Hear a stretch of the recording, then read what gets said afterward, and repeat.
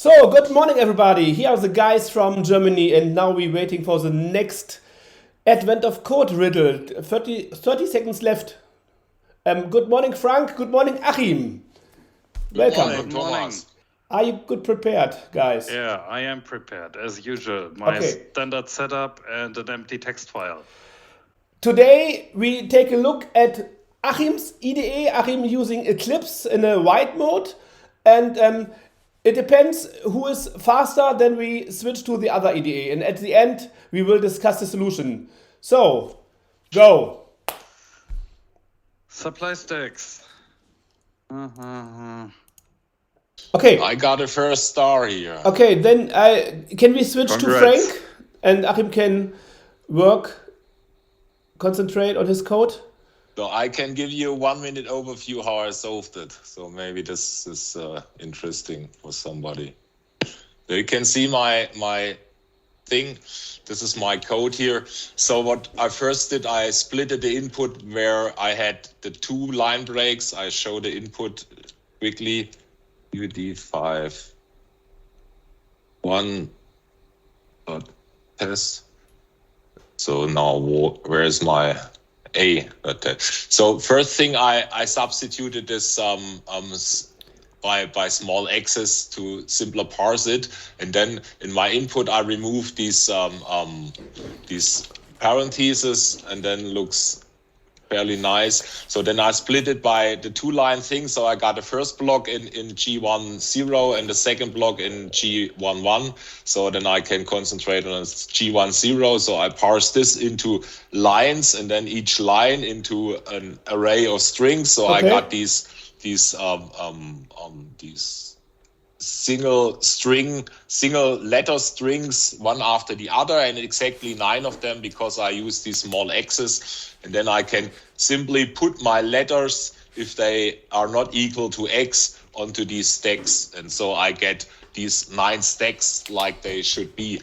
And then I just reverse them so that the topmost is on the end of the stack. And then I can simply run through the list of moves, which look like, where are the moves? Here are the moves. So I parse this move line into a string array of size 6, and then I use 1, 3, and 5 of the indexes, and with alpha to integer I do a conversion to int, and then it's just that popping back the last element from the one stack and push it to the other one in a loop about count things. So, and in the end, I put together the answer string by using the last element of each of the 9 stacks, and then this is the answer. Yeah, very cool. So it works. This worked for me. It works because you have a fixed command line, right? So if there are 10 on the stack, you got a problem, right? Yes, then I would have used 10. So I looked into the input file and saw it's 9, so I can use the 9. Okay, cool. So I first thought about making 2 input files from it, but then I saw, okay, you can just split it at a double line end, and then it's okay too. Okay, fine. Nice. So it's another crane.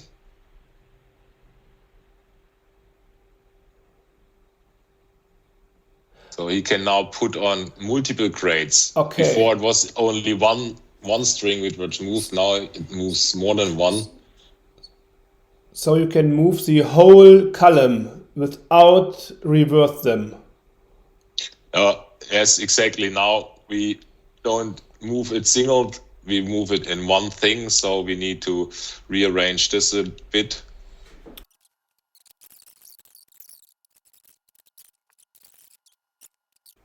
I guess this would work.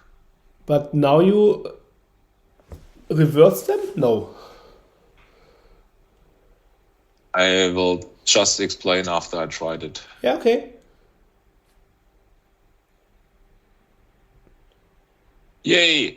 Yeah! Okay, I can explain what I did in the last step. So here, what we have here, these stacks, what I have as this vector st is a vector of vectors of string. So a 2-dimensional string array. And on each string array, this list of items is on the stack. And this list of items is a string of size 1, these one letter items. So now if we want to remove, say, 3 elements from one stack and move it to the other stack without reversing the order, now I do this count is the number of items I want to move.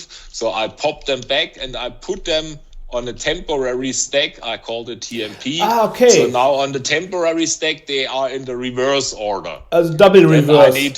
I need to reverse them once. I do this in this line, and then I push this to the the target stack.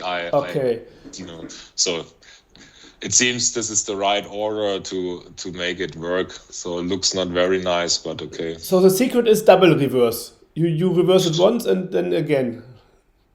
Yeah. So the overall problem here is to get the data structures right, to use data structures which are more or less handy to work with. So I'm not sure if a 2-dimensional array is here the right thing to go.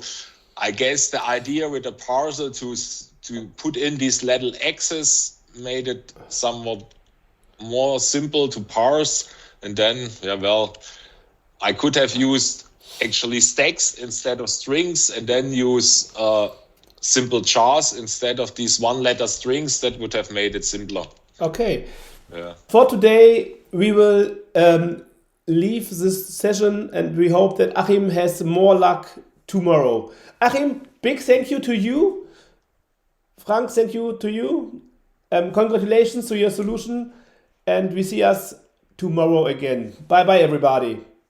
Goodbye. Bye.